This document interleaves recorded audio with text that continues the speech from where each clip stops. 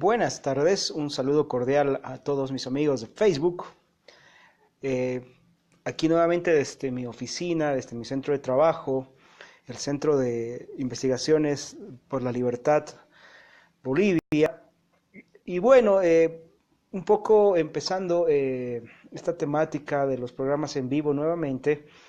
Estos días me han estado preguntando acerca de si es lícito, si es válido que un cristiano apoye el control de las tasas de interés, ¿no? Si un cristiano debería estar a favor o en contra de que el gobierno manipule las tasas de interés. Y bueno, ha habido varias personas que me han pedido que yo dé mi punto de vista. Y entonces he preferido hacerlo en este live, aprovechando mi muro de Facebook, y responder a este interrogante. A ver, inicialmente debemos definir qué es una tasa de interés.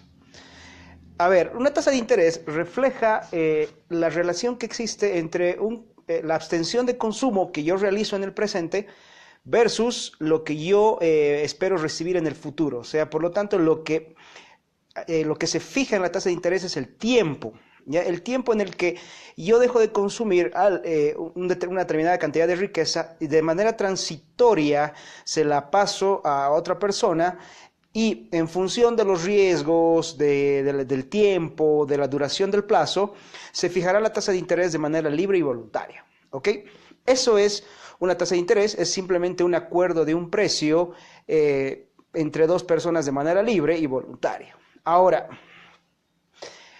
como la tasa de interés es simplemente un precio, el gobierno no debe meterse a regular ningún tipo de precios. Ninguno, o sea, el gobierno no puede ni regular ni los precios del pan, ni los precios de los vehículos, ni siquiera los precios de las escuelas, nada. O sea, por lo tanto, las tasas de interés deberían funcionar de manera libre y espontánea entre el acuerdo de partes. Ahora, la pregunta que me hicieron es si un cristiano debería apoyar el control de tasas de interés, supuestamente porque las tasas de interés es un tema prohibido por la Biblia, porque la Biblia habla de que la usura está prohibida. A ver, definamos bien clarita la diferencia. La usura no es una tasa de interés. La usura es el aprovechamiento de manera sistemática, de manera abusiva, de una determinada condición. Y fíjense, y estoy acá tengo mi Biblia en la computadora, no la puedo mostrar porque significaría girar, pero voy a leer el pasaje bíblico de Levítico 25, capítulo 25, versículo 35 y 37. Entonces dice: en caso de que un hermano tuyo empobrezca y sus medios para contigo decaigan, tú lo sustentarás como a un forastero o un peregrino para que viva contigo. No tomes interés y usura de él, mas teme a tu Dios para que tu hermano viva contigo. No le darás dinero a interés, ni tus víveres a ganancia. Fíjense, la condición bíblica en la que se prohíbe la tasa de interés no es el plazo comercial o un acuerdo comercial entre partes. Ya es en el caso de que un amigo, un hermano, en nuestro caso otro cristiano, esté en una desgracia, esté en un problema financiero, en una quiebra, haya perdido su mercadería en un accidente y no sé. Entonces, en ese caso, el deber de un cristiano, según la Biblia, es prestarle ayuda monetaria, financiera o de mercadería, pero sin la intención de ganar con ese préstamo, porque se supone que es un préstamo caritativo, ¿ok? Entonces, cuando yo sé que este hermano mío que está en desgracia no me va a poder pagar e igual le impongo una tasa de interés aprovechándome de su desesperación, eso es una usura. ¿Ok? No, la usura no es el monto de la tasa de interés muy elevado ni muy bajo, no, la usura es la planificación de antemano de prestarle dinero a alguien que no me lo va a poder pagar a un interés que no tampoco me va a poder pagar, con la intención de aprovecharme de él, quitarle sus propiedades más adelante, o qué sé yo, en el tiempo bíblico se acababa convirtiendo en mi sirviente, etcétera, etcétera. O sea, estamos evitando, lo que tenemos que hacer es evitar confundir temas, ¿ya? Una cosa son los acuerdos comerciales entre partes de una tasa de interés que refleja el consumo presente versus el consumo futuro, y otro tema muy diferente es la clausura, que como lo acabamos de ver, es el aprovechamiento planificado de antemano de un crédito a una persona que tampoco me va a poder pagar. Ahora, en ese sentido, tenemos que diferenciar que los créditos comerciales, los créditos de inversión, los créditos que son libres de acuerdo entre partes, de libre voluntad entre partes, no están prohibidos en ninguna parte de la Biblia. De hecho, en la parábola de los talentos, que es la que Jesucristo les menciona, se habla de que la persona que recibió un talento fue y lo escondió bajo tierra, y el reclamo de su señor fue: pero deberías haber usado ese talento, prestárselo a los banqueros, y yo hubiera cobrado ese talento con interés. Ahí nos damos cuenta de que no hay nada ilícito contra la actividad comercial en sí misma. Ya mucha de esta confusión respecto a la tasa de interés no es cristiana y no es bíblica.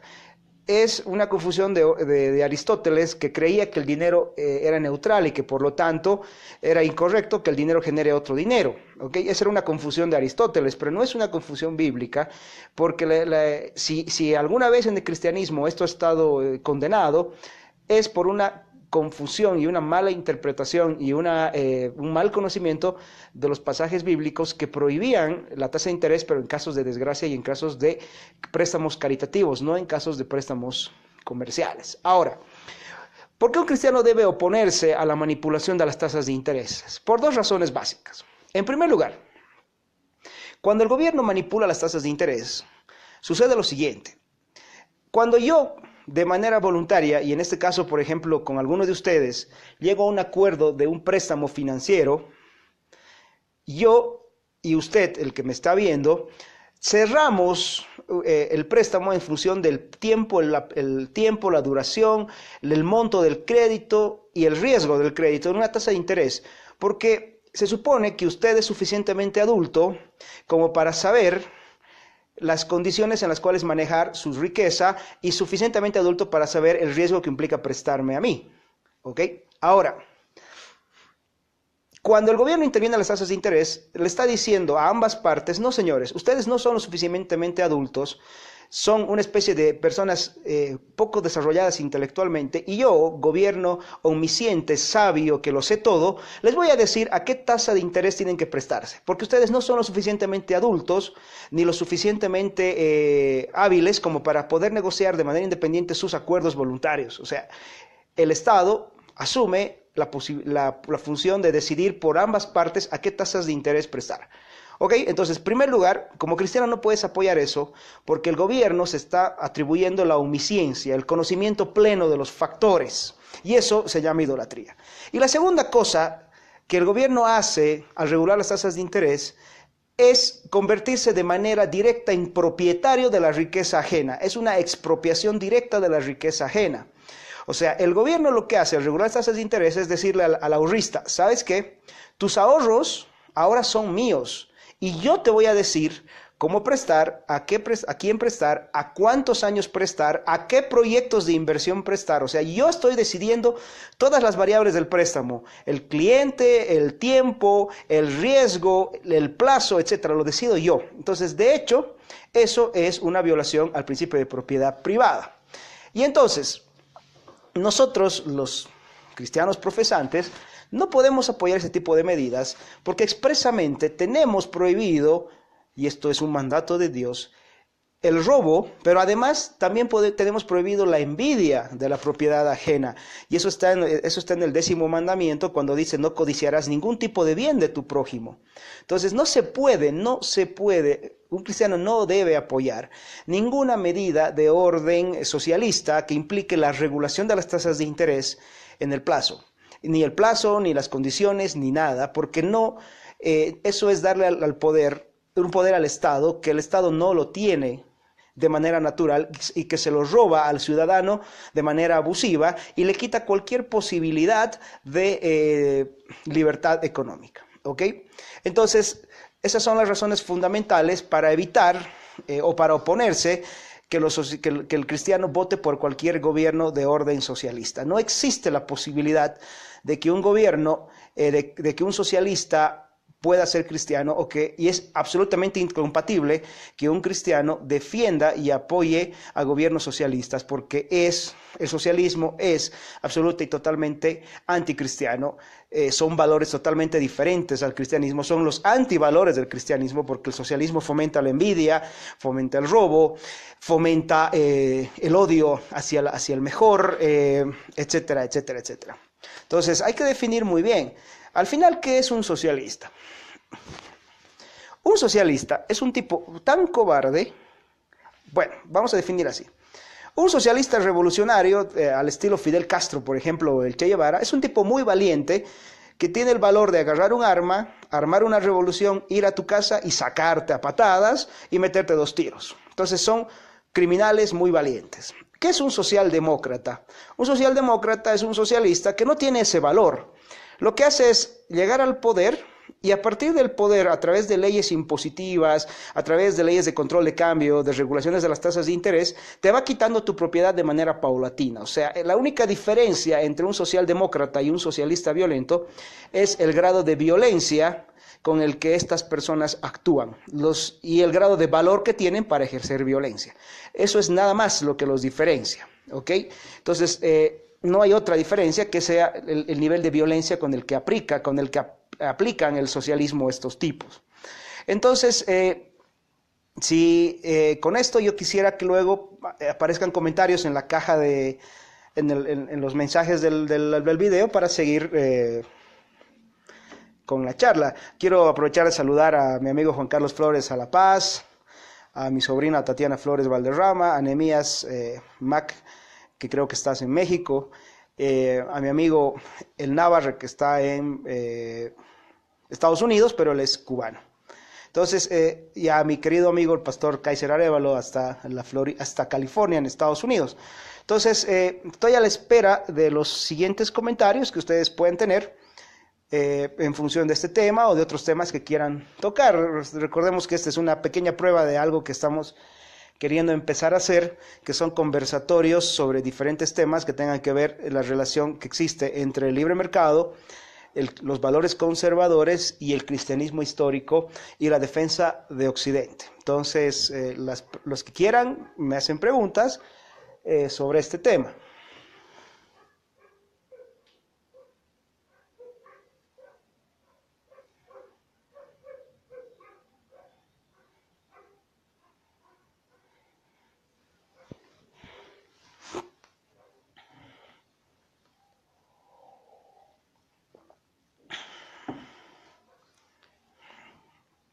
A ver, hasta que se animen con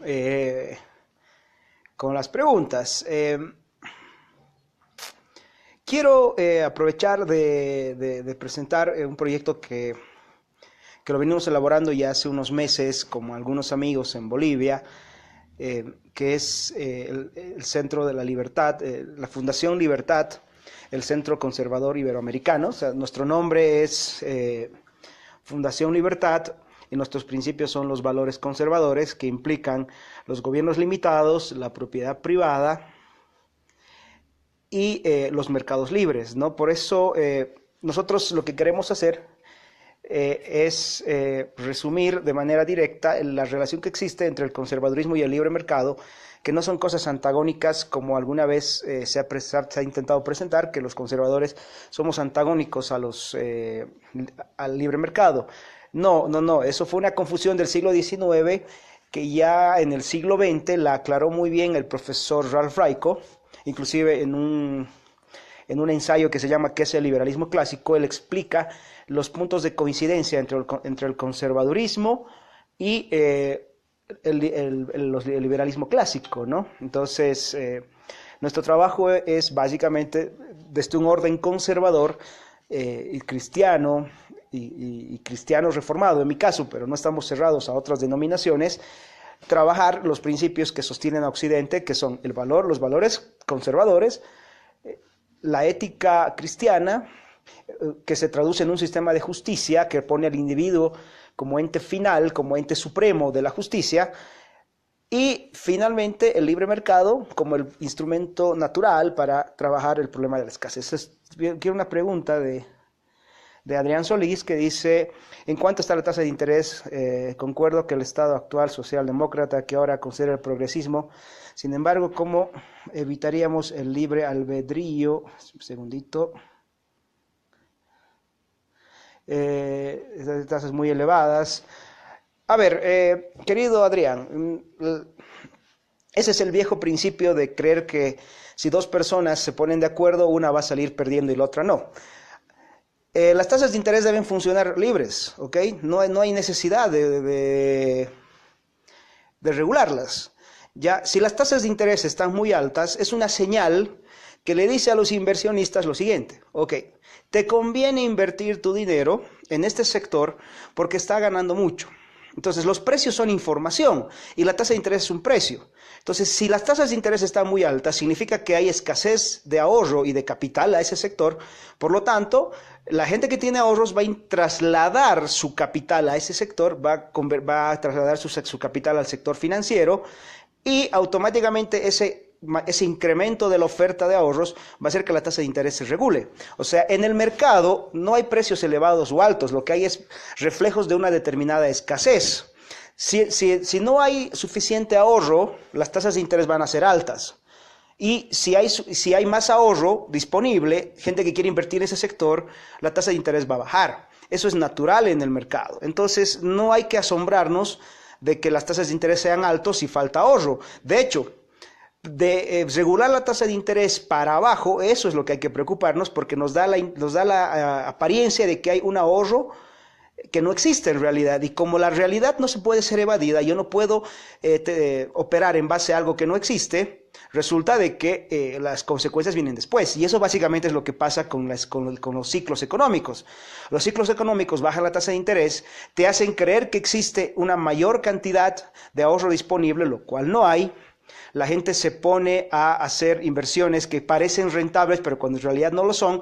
Y entonces, en algún momento, esa realidad, esas malas decisiones de inversión, tienen que volver a la realidad. Y bueno, ahí es donde vienen los ciclos económicos. Un gran error de los economistas oficiales del Main Street, toda la gente que estudia economía lo aprende, es que nos hacen creer que la economía tiene por naturaleza épocas de subida y épocas de bajada. No, mentira, no es por naturaleza y no son naturales. Los ciclos de subida y bajada son producto de la intervención estatal en la economía, sobre todo regulando las tasas de interés e impulsando la demanda interna, que ese es el clásico cuento de siempre, ¿no? Impulsando la demanda interna, haciendo creerle a la gente de que el motor de la economía es el consumo, por lo tanto hay que bajar las tasas de interés para que se consuma más, lo cual no es correcto, porque el verdadero motor de la economía es el ahorro, no el consumo, como lo dice comúnmente la teoría económica oficial. De hecho, estoy escribiendo en coautoría con otros 3 economistas un libro que se va a llamar macroeconomía liberal, ¿no? Aunque nosotros los liberales no creemos en la macroeconomía, le estamos poniendo macroeconomía liberal para responder todas estas falacias que se enseñan en las facultades de economía, el equilibrio del mercado, eso es otra estupidez, la demanda agregada y la oferta agregada como si fueran diferentes, el mercado de dinero y separado del mercado real, la balanza comercial como un indicador positivo, cuando en realidad la balanza comercial no muestra nada, no es una tontería total, el PIB como pésimo indicador, porque el PIB lo único que hace es contabilizar bienes finales y no bienes intermedios. Entonces, todas estas cosas las vamos a desmontar con un par de amigos ecuatorianos, que lo que estamos haciendo es compilar varios trabajos de economistas de alto nivel, entre ellos mis amigos Adrián Rabier y Nicolás Kachenowski, los argentinos, en un solo libro. Va a ser una compilación de todos estos temas que van a ver un enfoque liberal y sobre todo austriaco de toda la economía, de toda la teoría económica, refutando los principios, las teorías oficiales que se enseñan en las universidades. A ver, mi amigo El Narra me pregunta, saludos Hugo, ¿cuál consideras el mejor gobierno de Latinoamérica? Mira, por el momento, yo noto que todos los gobiernos en América Latina van por el mismo lado, lo que pasa es que van en función de cierta velocidad, ¿ok? ¿Qué nos diferencia a nosotros de Venezuela? el tiempo, nada más. O sea, Venezuela ha acelerado el socialismo después del 2004-2005 al punto que hoy día el socialismo ha destruido el aparato productivo.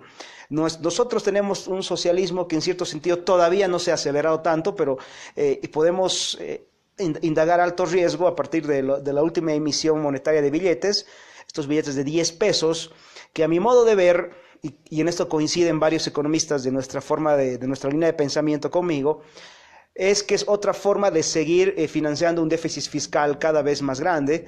Recordemos que estamos en el programa, Bolivia, en los últimos 12 años, está pasando el programa de déficit fiscal y gasto público más elevado de los últimos 60 años. O sea, desde la revolución del 52, o sea, desde la revolución del MNR de los años 50, no habíamos tenido semejante nivel de gasto público, ¿no?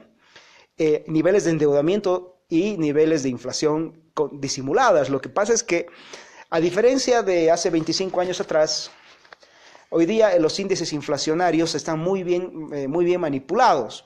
Entonces, cuando el pan sube 30 centavos de boliviano, la gente te dice inflación, pero cuando las viviendas se duplican en el precio, te dicen que eso es un auge, ¿no? Entonces te están jugando con la información, están haciendo esto que se llama la falacia de la prueba incompleta. Uso los datos que confirman mi hipótesis cuando quiero arruinar a los comerciantes pequeños. 20 centavos en el precio del pan es inflación, ¿no? Pero cuando quiero justificar un aparente éxito de mi modelo económico, que las casas hayan triplicado su precio o duplicado su precio en los últimos 12 años, yo le voy a llamar un auge. O sea, te hacen una manipulación semántica. Y en América Latina muchos gobiernos están actuando en eso. Ahora, en función de que toda América Latina se parece, yo creo que dentro de todo, Chile todavía tiene ciertos mojones, ciertos parámetros que se pueden todavía defender en favor del libre mercado, ¿no? Pero ojalá que, y en esto la derecha chilena tiene que tener lo suficiente valor como para poner un alto al avance del socialismo. Ojo, el socialismo es una batalla constante. Yo creo que un gran error de la derecha latinoamericana fue haberse tragado enterito el cuento del fin de la historia de Francis Fukuyama, el famoso libro de 1992, y entonces la derecha se olvidó por completo, ¿no? Y entonces los pocos derechistas que habían seguían escribiendo que la superioridad del libre mercado. Y no vinieron venir el marxismo cultural, por ejemplo, que no es nuevo. El marxismo cultural está presente en el marxismo desde que apareció con el famoso librito de la propiedad privada, el origen de la propiedad privada, la familia y el Estado de Federico Engels. Ya se hablaba de una destrucción de la familia, pero en los años 90 se rearticuló, pero Foucault, Simone de Beauvoir, Rosa Luxemburgo, toda esta gente ya venía trabajando la destrucción de Occidente, y no olvidemos a Herbert Marcuse en los Estados Unidos, esta famosa contracultura, ¿no? Todo el movimiento hippie, que es un reflejo del marxismo cultural. Entonces, todas estas cosas la derecha no las entendió. Primero se tragó el cuento del fin de la historia de Fukuyama, y segundo no fue capaz de advertir que la izquierda se estaba mutando, estaba cambiando, estaba rearticulando sus fuerzas en nuevos sujetos revolucionarios, como son toda esta línea del marxismo cultural, que incluye el feminismo radical, que incluye los movimientos LGTB, que no tienen nada que ver con los gays, ¿no? Que es un movimiento político. Entonces todo esto se dejó pasar. Y bueno, yo creo que los gobiernos que sean capaces de enfrentar, por un lado el marxismo clásico y por otro el marxismo cultural, que ojo, no es que el marxismo cultural haya renunciado a la parte económica, no lo ha hecho. El marxismo cultural lo que hace es por la vuelta, o sea, el marxismo clásico te decía muy bien, expropiación de la propiedad privada, o control de precios, o alguna cosa de esas que ya existen en nuestros países, ¿no? Porque todos nuestros países tienen regulaciones de las tasas de interés, todos nuestros países tienen regulaciones del libre mercado, no existe libre mercado técnicamente. Ahora, el marxismo cultural no es que haya renunciado a la parte económica, lo que pasa es que usa el otro lado, da la vuelta por el otro lado para hacer lo mismo. Entonces, ¿qué pasa si, por ejemplo, mañana se aprueba una ley que obliga a las empresas a tener en el cuerpo directivo, por ejemplo, una gerente mujer? O sea, ya no puede haber solo gerentes hombres. De manera obligada, porque el Ministerio de Trabajo y el Ministerio de Asuntos de Género, no sé, y el Ministerio de la Mujer han decidido que tiene que haber una ley que ponga a la mujer en igual de condiciones que el varón. Por lo tanto, toda empresa está obligada a tener un gerente varón y un gerente mujer. Bien, en ese caso, ya la propiedad no es tuya. Porque si yo no puedo decidir como dueño de mi empresa quién tiene que ser el gerente en función de sus méritos administrativos y financieros y gerenciales, y lo va a decidir el gobierno en función de su sexo, entonces el gobierno es el que se ha hecho dueño de mi propiedad de manera directa. O sea, el marxismo cultural no es nada más que un pretexto lleno de sentimientos baratos y verborrea emocional para que el gobierno me decida a quién debo que contratar, bajo qué condiciones debo de contratar, a quién debo... cuánto tengo que pagar, quién tiene que ser mi gerente, etcétera, etcétera. O sea, ese es el gran problema del marxismo cultural, que al final acaba siendo igual que el marxismo clásico, una expropiación directa, una anulación del derecho de propiedad, pero a través de un método un poco más elegante, que en este caso es las leyes de género, las leyes antidiscriminación, las leyes que dicen proteger a las minorías, etcétera, etcétera, ¿no? Entonces, los gobiernos de América Latina que tienen que enfrentar esto y sean capaces de entenderlo, pues serán los gobiernos que en algún momento podrán poner a sus países a la vanguardia. Espero haberte respondido, querido amigo Narra. A ver, sigo esperando más preguntas. Perdón que esté tomando algo caliente, lo que pasa es que estoy súper mal de la garganta y me hace falta cuidarla, ¿no? Entonces, a ver, sigo esperando preguntas, comentarios para irlos respondiendo, aprovechando este proceso de interacción. Además que estoy saliendo de una fractura en la mano y no puedo escribir, pero se habrán dado cuenta que mi nivel de posteos y redacciones ha bajado un poco en los últimos días, y es por este tema del accidente y la fractura manual que he estado enfrentando. Entonces, quiero aprovechar de responder preguntas ahora en el Facebook Live. Y bueno, les estaba comentando hace un rato que con dos economistas, con Tatiana Macías Muentes del Ecuador y Juan Fernando Carpio también del Ecuador, estamos compilando una serie de investigaciones dentro de un solo libro que se va a llamar Macroeconomía Liberal, que va a ser una respuesta a todos los principios y falacias que se enseñan en las universidades en este tema de la macroeconomía, ¿no? ¿Por qué no es el consumo el motor de la economía, sino la inversión? ¿Por qué la balanza comercial es un pésimo indicador del comercio exterior, ¿no? Cuando en realidad la balanza comercial no indica nada? ¿Por qué el PIB, por ejemplo, no es un factor relevante? Porque es un indicador incompleto, etcétera, etcétera. Entonces, todas estas cosas las vamos a ir respondiendo en nuestro trabajo de investigación, que esperamos terminarlo hasta fin de año y bueno, ponerlo a disposición de mucha gente, ¿no? Ojo, estamos aclarando que no son investigaciones nuestras en su gran mayoría, sino responden a genios de la economía, sobre todo latinoamericana y mundial, que han desarrollado estos temas de manera brillante, ¿no? Y entre ellos Adrián Rabier, por ejemplo, que es contacto mío en Facebook, y él tiene una explicación por qué el modelo keynesiano no es suficientemente válido para explicar por qué el modelo keynesiano de la demanda agregada y el impulso del gobierno y el gasto público es perjudicial a la economía, y él lo explica a partir de lenguaje keynesiano. Eso es muy brillante, o sea, usando las mismas falacias argumentativas de ellos, pero él las vuelca y las convierte en argumentación lógica, demuestra que el keynesianismo es un error fundamental, un error que lastimosamente hasta el día de hoy en las universidades se lo sigue enseñando, y se lo enseña además como una verdad científica, como si fuera la piedra filosofal, cuando en realidad es simplemente un error, ¿no? Es un error, es un error que ni siquiera soporta un análisis lógico.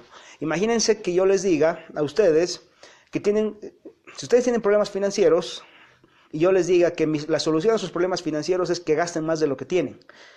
Nadie me creería, o sea, todo el mundo me diría, este tipo está loco. Si tengo problemas financieros, ¿cómo voy a gastar más de lo que ya tengo? Y bueno, ese es el keynesianismo. Cuando los problemas financieros vienen, le dice a los gobiernos que hay que impulsar la demanda agregada, cavar huecos para luego taparlos, porque lo importante es el consumo, que el consumo se multiplique, una serie de falacias, ¿no? Y eso es un error fatal. A ver, sigo esperando las preguntas. Quiero saludar a mis amigos, a Iván Eric Ceballos, a Horacio Ferrufino, que están viendo el video, a Grover Navi, uno de mis exalumnos de la universidad.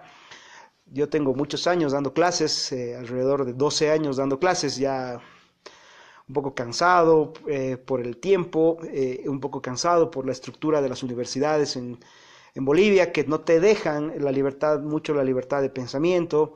Al contrario, las universidades son lo que menos diverso es, a pesar de que universidad significa la unidad en la diversidad. Las universidades son lo menos diverso que hay. Es un pensamiento casi hegemónico marxista. De hecho, yo he tenido un montón de problemas al interior de las universidades que he trabajado por mis ideas, pero bueno, ahí estamos en la lucha constante de seguir llevando la verdad donde nos toque llevarla. No, bueno, sigo esperando alguna otra pregunta de alguien de la gente que esté viendo este video para irlas respondiendo. Jesús David Tapia Durán me dice, ¿cómo lo viste la cumbre de América? Bueno, gracias por la pregunta, qué interesante. A ver, un club de socialistas, pues, o sea, en América Latina hay un problema muy serio, y es que la gente cree que la democracia es lo máximo que se puede alcanzar. No, eso es un error, ¿no? Y entonces la gente pelea por la democracia. Ahora, resulta de que el fascismo, que es una corriente de izquierda, lo vamos a definir muy bien, el fascismo es una corriente de izquierda impulsada por un filósofo llamado de apellido Gentile. Ojo, si tú le preguntas quién es el filósofo del capitalismo, te va a decir, la mayor parte te dice Adam Smith, ¿no? Aunque él no sea el primero que escribió sobre el libre mercado, pero te van a decir Adam Smith. Si tú le preguntas quién es el filósofo padre del socialismo, te van a decir Karl Marx. Pero si tú le preguntas a la gente quién es el filósofo padre del socialismo, ¡pum!, es muy poca gente la que te va a poder responder. Y es porque estratégicamente el socialismo ha ocultado al padre del fascismo. El padre del fascismo es un señor de apellido Gentile, ¿ok?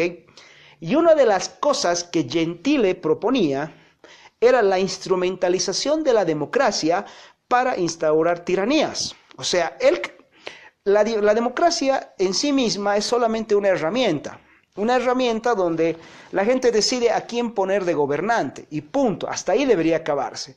Dentro del marco del liberalismo clásico, la democracia tiene como límite los derechos individuales, o sea, solo puede elegirse un gobernante de manera democrática, pero el gobernante no tiene el derecho a nombre de la mayoría, por ejemplo, de expropiar propiedades, ni de meterse en los asuntos comerciales, ni nada por el estilo, ¿no? Entonces, la democracia entendida de esa manera es simplemente una forma de elegir gobernantes. Ahora, el fascismo lo que ha hecho es un endioseamiento de la democracia y hacernos creer ese tema de la democracia directa, ¿no? El pueblo decide y casi siempre lo ponen a decidir sobre temas que incluyen la propiedad privada, sobre temas mucho más allá de los límites naturales de la democracia. Y eso es lo que hoy día los pueblos latinoamericanos defienden, una versión fascista de la democracia que no conoce límites posibles, ¿ya? Y por eso y con mucha razón hay gente liberal que dice yo no creo en la democracia porque la democracia es una forma de hurto y es una forma de gobierno de las pandillas. Sí, claro que puede ser así, pero la democracia ilimitada, la democracia de orden fascista, que pone a la gente a votar sobre temas más allá de los límites democráticos, ¿no? Entonces hay cosas que nunca deberían someterse a votación. Y la gente no entiende eso. La gente defiende la democracia como si fuera la máxima aspiración, cuando la izquierda lo que quiere es que la democracia se endiose para ellos utilizarla a su gusto y a su favor, porque ellos lo que defienden es el gobierno de la mayoría, no el gobierno justo. Y si ellos pueden manipular a la mayoría de la gente a través de subsidios y ofertas de comida gratis, almuerzo gratis, y van a eternizarse en el poder, lo van a hacer. Entonces hay que entender que la cumbre democrática no es más que un club de socialistas que lo que quieren es usar a la gente para quedarse en el poder.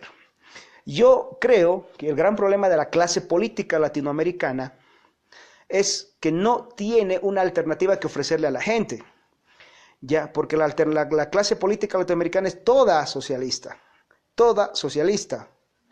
Y entonces lo que se necesita es una clase política diferente, que le ofrezca a la gente devolverle, ahí está, ese es el plan natural de una oposición coherente, una devolución a la gente de funciones, poderes y recursos, que hoy día el Estado de manera abusiva le ha quitado, ¿no? Le ha quitado poderes, le ha quitado funciones y le ha quitado recursos. Entonces, una verdadera oposición es aquella que les dice, por ejemplo, se acabó el Ministerio de Educación. La educación es un tema privado y los colegios pueden funcionar de acuerdo al sistema educativo que quieran. Habrá colegios que sean en inglés, habrá colegios que sean en francés, educación clásica, habrá familias, como es mi caso,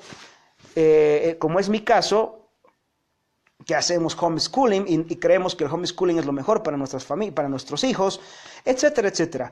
Habrá que decirle a la gente que a partir de ahora los bancos deben competir de manera abierta con bancos que puedan venir del extranjero, a hacer banca de inversión, por ejemplo, porque resulta que en Bolivia los bancos son un monopolio protegidos por una ley.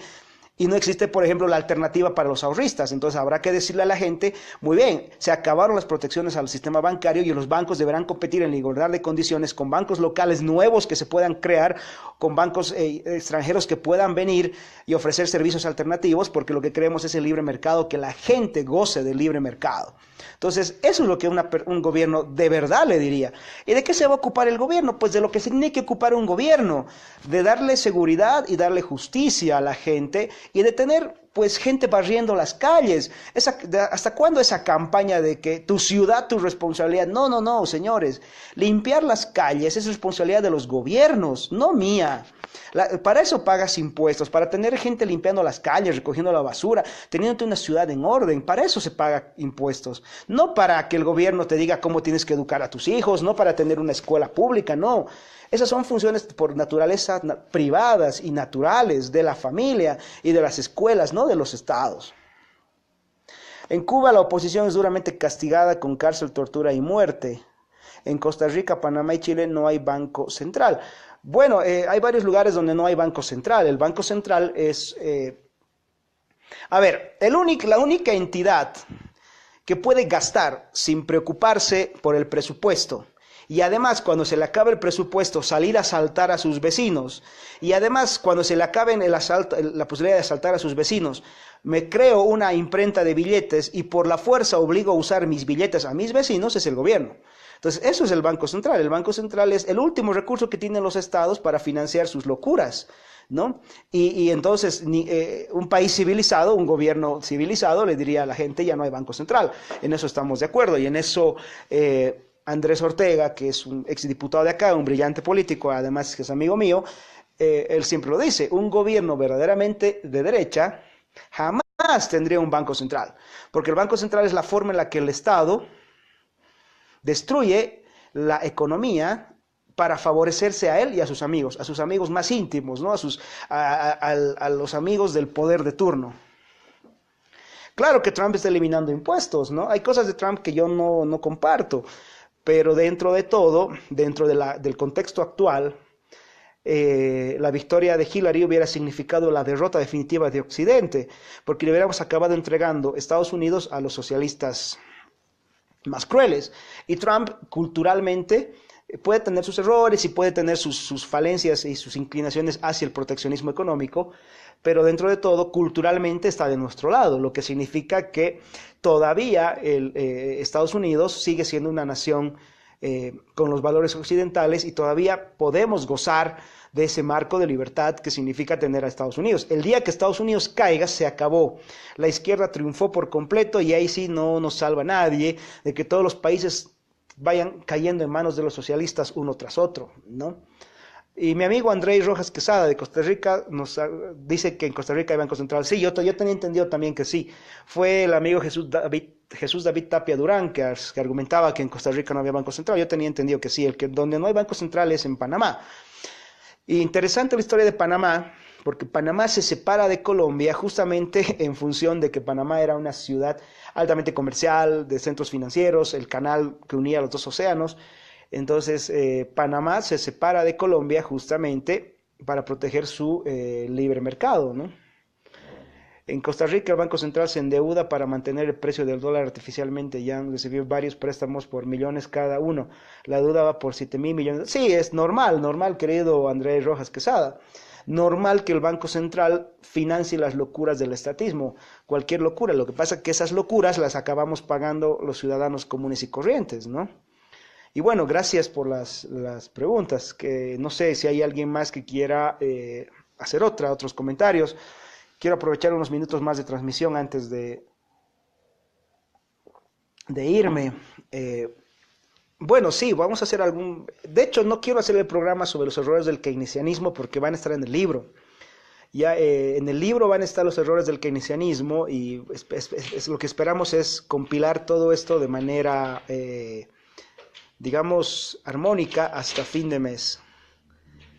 Si yo creo en una abolición total del Estado, no, yo no creo en una abolición total del Estado, yo no soy anarquista, primero porque yo reconozco que el ser humano tiene una naturaleza política, ¿ya? La política es la administración de la cosa pública, de hecho, a mí me gustaría no vivir sin Estado, pero necesariamente existe para ciertas cosas, como un juez supremo repartidor de última instancia.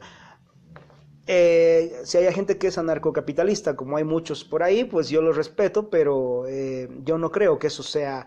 Eso me parece más bien el típico proyecto de la Ilustración, ¿no? Donde todo era perfecto, lo cual no es verdad, y además es un sueño muy infantil. Imaginarse un mundo sin política es una utopía muy infantil, igual que la utopía marxista de imaginarse un mundo sin comercio, ¿no? Entonces... no me gustan mucho las utopías, hay que ser racionales en cierto sentido. Aunque yo tengo mucho respeto y tengo muchos maestros anarcocapitalistas de los cuales he aprendido muchísimas cosas, entre ellos el profesor Jesús Huerta de Soto, que es brillante en economía, pero yo personalmente no comparto su anarcocapitalismo y bueno, el anarcocapitalismo de muchos otros maestros, ¿no? Sobre todo del área económica, que tienden a caer en esa tendencia. Yo no, me parece muy, muy infantil, pero bueno, los que estén en esa posición yo los respeto y además tengo muchos amigos personales que son anarcocapitalistas. De hecho, mi gran maestro, el economista Juan Fernando Carpio, con el que tengo el honor de estar haciendo el libro, él es un declarado abiertamente anarcocapitalista y yo lo respeto y es más, le tengo un aprecio muy personal y no podría negar sus habilidades como economista y en otros temas también, ¿no? En Estados Unidos había una persecución a los comunistas en los años 50, ¿verdad? ¿Y por qué no ahora? Bueno, sí, el tema de Plan MacArthur, ¿no? De los economistas, de los comunistas perseguidos. Luego recordemos que este ex senador MacArthur fue humillado, fue tratado de loco, murió alcohólico y abandonado, porque nadie le creyó que los comunistas habían infiltrado a los Estados Unidos, lo creyeron paranoico. Pero sí, claro, existió esa invasión. De hecho, no se ve, o sea, los comunistas, el Partido Comunista en los Estados Unidos jamás ha sido gobierno, pero es el que más ha influido, sobre todo en las políticas de los republicanos hace, no sé, desde 1913, más de 100 años que paulatinamente los Estados Unidos ha ido adoptando los puntos del Partido Comunista, el Banco Central, los impuestos progresivos a la renta, cada vez una mayor regulación, el asunto del Ministerio de Educación o la Secretaría de Educación en la época de Jimmy Carter. Y aquí está mi querido amigo el pastor Kaiser Arevalo, que es experto en historia americana, y si estoy equivocado me corrige, pero tengo entendido que hasta los años 60, por ejemplo, la educación era una potestad estatal, inclusive municipal de los Estados Unidos, ¿no? Y en los años 60 se volvió una entidad estatal, o sea, centralizada en Washington, la Secretaría de los Estados Unidos. Hay un libro brillante que yo recomiendo para entender dos libros que son brillantes para entender cómo fue el avance del socialismo en los Estados Unidos, y uno es Los Estados Desunidos de Norteamérica, de un escritor venezolano llamado Julio Camino, y el otro es dentro del sistema educativo americano del profesor John Taylor Gatto, ¿no? Gatto fue catalogado en los años 90 como uno de los mejores profesores del sistema educativo, pero él es muy crítico y escribe mucho sobre el daño que ha hecho el sistema educativo compulsivo en los Estados Unidos y cómo él lo identifica al tiro como estrategia socialista de infiltración en los Estados Unidos. Saludos, Jorvis Esparragosa, hasta Venezuela. Nos quieren indicar hasta cómo se come la felicidad con ministerios para tal fin en Venezuela. Sí, claro, los socialistas quieren decirte qué hacer con tu vida, ¿no? Te quieren decir cómo tienes que comer, cómo tienes que educarte, cómo tienes que vestirte, cómo tienes que besar a tu esposa, a qué hora tienes que trabajar. O sea, los socialistas lo que quieren es hacerse dueños de tu vida, lo igualito que lo que pasó en Cuba. Yo viví en Cuba 7 meses, hace unos años atrás, y bueno, yo me fui con 24, 23 años a Cuba, y lo que hacen en Cuba es lo siguiente: hacerle creer a la gente que son absolutamente totalmente dependientes del Estado. O sea, ellos tienen una deuda moral con el socialismo y por lo tanto no pueden cuestionar el socialismo. Y eso es lo que hacen comúnmente los socialistas, ¿no? A nombre de la supuesta gratuidad de ciertos bienes, no es gratuito, no son gratis, te vuelven esclavos del sistema, y es una forma de perpetuar el sistema, ¿no? Y eso sucede en Bolivia, sucede en todas las partes donde este sistema cruel se impone y aparece, porque bueno, así es la naturaleza. Yo en eso discrepo mucho con el profesor Hayek, con el que también tengo una deuda intelectual, aunque yo a Hayek lo conocí simplemente por libros, pero todas las personas que amamos el conocimiento tenemos deudas intelectuales con gente a la que hemos leído. Y el gran error del profesor Hayek fue creer que el socialismo era un error, valga la redundancia, de conceptos, ¿no? Entonces los socialistas son socialistas porque no saben de economía. No, mentira, ¿ok? Los socialistas son socialistas porque les encanta hacer maldades, les encanta adueñarse de países, adueñarse de personas, de dirigir la vida de los demás, les encanta el poder, y eso los hace socialistas. Ya no es el error en la economía. Puede que algún socialista aprenda de economía y deje de serlo, sobre todo leyendo la escuela austríaca, pero esos son casos aislados dentro del mar del socialismo.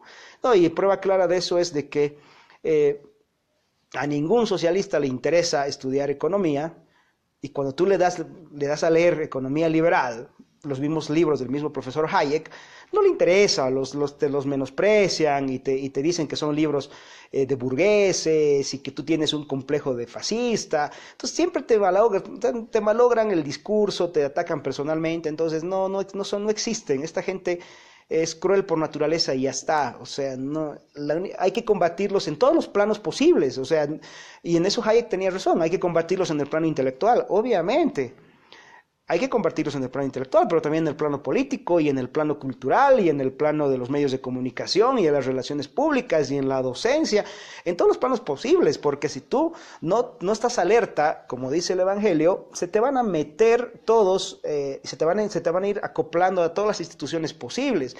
No, de hecho, la Escuela de Frankfurt lo que ha hecho en los últimos 50 años es tomar las universidades para ellas. No toda esta corriente de la pedagogía, que no es pedagogía, por si acaso es adoctrinamiento marxista, de Paulo Freire y todos estos sujetos, Edgar Morin y compañía, que a mí me toca estudiarlos casi siempre porque soy profesor y alguna vez me hacen pasar cursos de estos tipos. Uno entiende al tiro que declararse pedagogos e investigadores de la educación es la trampa para infiltrar las universidades y hacer un monopolio de las universidades, y que las universidades y en general la educación gira en torno a sus ideas, ¿no? Y eso es lo que sucede en América Latina hace muchos años, en Venezuela, en Bolivia, etcétera, ¿no? Saludos a mi querido amigo Gabriel Eduardo Simonato hasta Entre Ríos, Argentina. Entre los azares que a mí me tocó la vida, me tocó vivir en Estados Unidos, me tocó vivir en Cuba, me tocó vivir en la Argentina. Entonces tengo muchos amigos en Argentina, grandes recuerdos de aquel hermoso país. Hoy día, bueno, se han librado de los Kirchner, pero yo no sé cómo anda Macri. Creo que la gestión de Macri anda por ahí. Como dice Nicolás Márquez, es un gobierno amarillo que no define ni fu ni fa, no hace las reformas profundas. No sé si no les hace por falta de valor o por falta de conocimiento. Eso habría que verlo en el fondo de la gente que está alrededor de Macri, ¿no? Jesús David Tapia Durán me dice: en Venezuela la oposición es socialista como Primero Justicia, Acción Democrática. Sí, no solo en Venezuela, querido Jesús, en Bolivia también. En Bolivia la oposición es tan socialista como el oficialismo, ¿no? La oposición compite en el mismo nicho de mercado que el oficialismo. No ofrecen exactamente lo mismo, sus planes políticos se parecen uno al otro. Y entonces, existiendo un original, como es el caso de nuestro presidente, que es un socialista duro declarado, ¿quién va a querer votar por una burda imitación? Por ejemplo, el alcalde de mi ciudad, que es un socialista deslactosado, que además éramos compañeros en colegio. Entonces, siempre va a ganar el original. ¿Por qué? Porque la oposición no sirve. En Bolivia, en general en América Latina, la oposición no sirve. Son tan socialistas como el oficialismo. Hace un rato lo dije, en Bolivia se necesita, en general en América Latina se necesita una nueva clase política que a la gente le devuelva recursos, funciones y poderes, ¿no? Recursos porque hay que bajarle los impuestos y anular la inflación. Funciones porque la gente tiene que tener la libertad de decidir cómo educar a sus hijos, hasta qué hora trabajar, a quién contratar, etcétera, etcétera. Y bueno, devolverle la propiedad privada, lo que significa que te deberían acabar las regulaciones al comercio, ¿no? Y en todo tipo de regulaciones, en la banca, en el comercio de alimentos, en todo, que esos son los pretextos básicos que se tienen en Sudamérica para controlar la economía, ¿no? Y bueno, gracias Jesús por tu pregunta. No sé si hay alguien más que quiera preguntar y antes de despedirme, ¿no? Perdón. Saludos a mis amigos de Venezuela, que algunos ya se conectaron. Tengo muchos amigos en Venezuela, en Colombia también, en Argentina. En general, yo soy un creyente de que América Latina es un solo continente dividido en barrios, ¿no? Entonces hay barrios que se llaman Chile, Bolivia, Venezuela, pero en general lo que tenemos en común en América Latina es más de lo que tenemos de diferencias, ¿no? Tenemos hasta los mismos defectos en común en América Latina, llegar tarde a las reuniones, la gente en América Latina no cumple sus contratos. Cuando te dicen, sí, ahorita, por ejemplo, ¿no? La famosa frase que se usa mucho en Perú, Argentina, Bolivia, el ahorita, o el cachito que lo usamos en los argentinos, es un espacio de tiempo infinito, ¿no? O sea, eso significa que nunca te van a hacer caso, ¿no? Y ese tipo de defectos que son bien transversales a toda nuestra cultura latinoamericana, que viene desde México hasta abajo, ¿no? Y yo estoy convencido de que la única diferencia que tenemos entre latinoamericanos es la forma de hablar, porque hasta la comida se parece, ¿no? Eso, si uno estudia la estructura de la comida latinoamericana, es muy similar una de la otra. Por ejemplo, nosotros en Bolivia comemos demasiado picante, al igual que en México, ese tipo de cosas, ¿no? Son ese tipo de detalles. Dice, si el liberalismo clásico es mejor que el anarcocapitalismo. A ver, el liberalismo clásico es una corriente política, ya ha estado presente en la fundación de los Estados Unidos, en pensadores políticos de América Latina como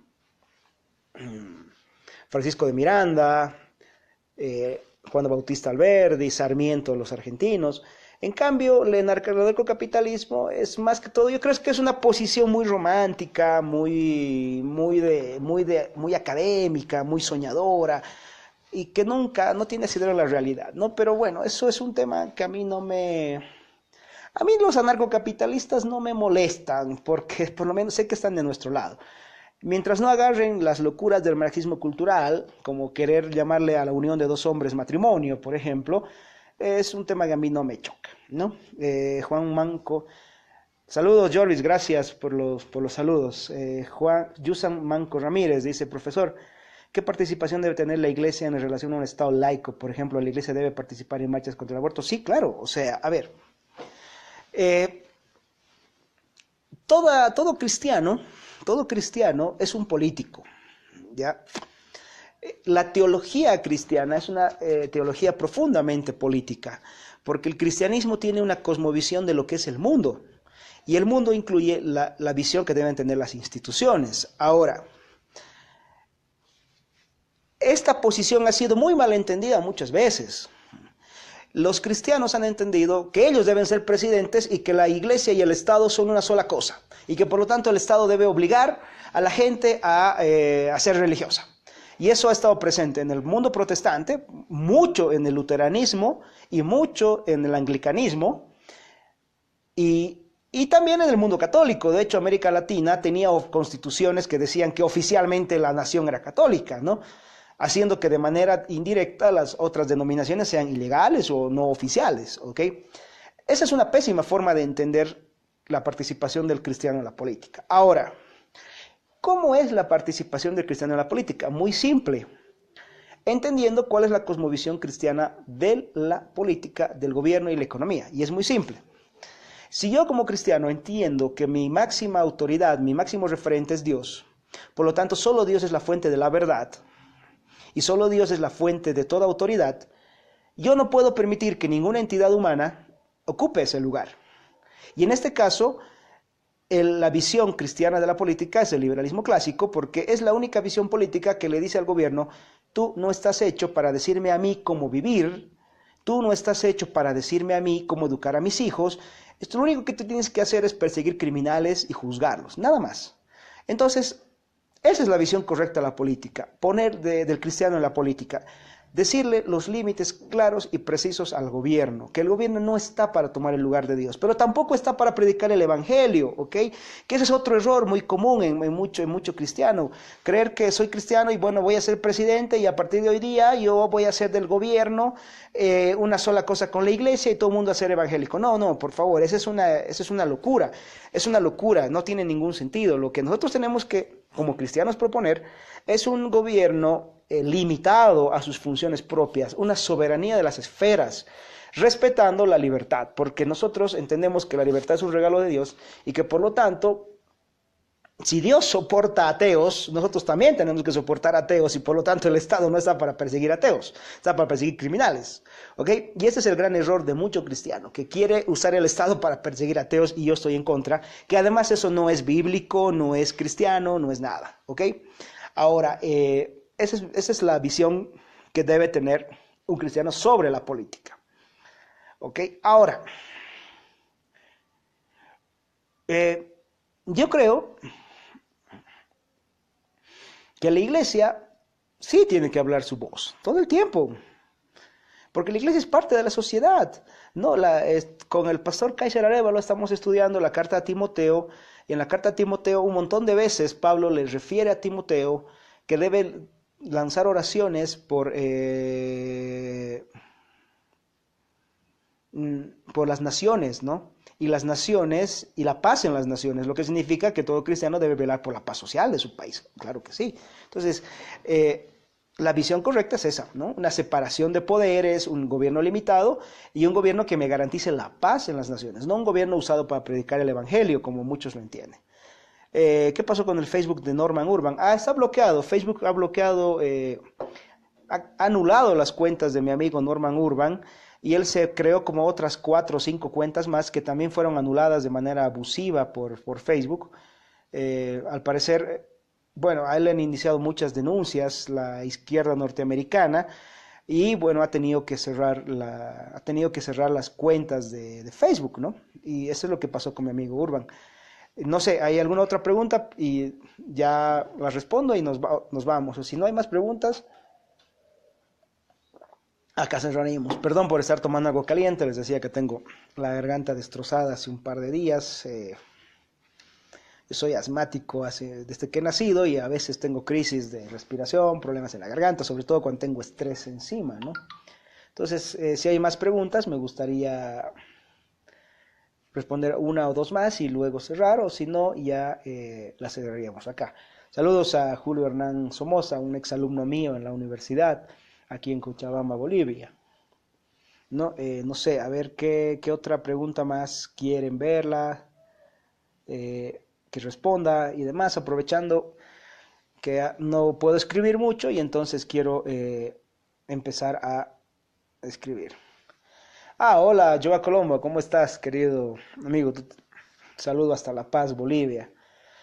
Si hay algún otro tema, alguna otra cosa que quisieran discutir, que yo responda, que quiero ver cómo funcionan estos espacios en vivo un tiempo, y bueno, avanzar en el asunto, ¿no? Saludos, Julio Hernán Somoza, un saludo fraterno a ti también. No sé, a ver, preguntas, que hay alguna otra pregunta, algún otro tema que se quiera tratar. Empezamos hablando sobre las tasas de interés desde el punto de vista del cristianismo. y respondimos de que ningún cristiano se opone a las tasas de interés. Lo que la Biblia condena es el préstamo de interés en casos de caridad y emergencia. Habíamos hablado que un cristiano se tiene que oponer a la regulación de la tasa de interés porque es un robo a la propiedad privada, etcétera. Se debe de, a ver, mi amigo Joa Colombo desde La Paz me pregunta, ¿se debe deportar a los cubanos que hablan de comunismo en Estados Unidos? Sí, ya, yo aquí no soy tolerante, ¿ok? Aquí me acusan a mí de ser intolerante, pero yo soy intolerante, ¿ok? No soporto comunistas de ninguna clase, ¿ok? Y los comunistas son un peligro donde estén. Entonces, los comunistas, ¿por qué no hay comunistas viviendo en Cuba? Porque ya no hay nada más que joder en ese país. Entonces, los comunistas se van a los Estados Unidos porque lo que les encanta es el conflicto, el problema, molestar, causar shows, como esta muchachita que está ahí pidiendo el control de armas en los Estados Unidos y se viste de comunista, ¿no? Hace una analogía a los revolucionarios de los 50. Entonces sí, les encanta molestar, son un peligro.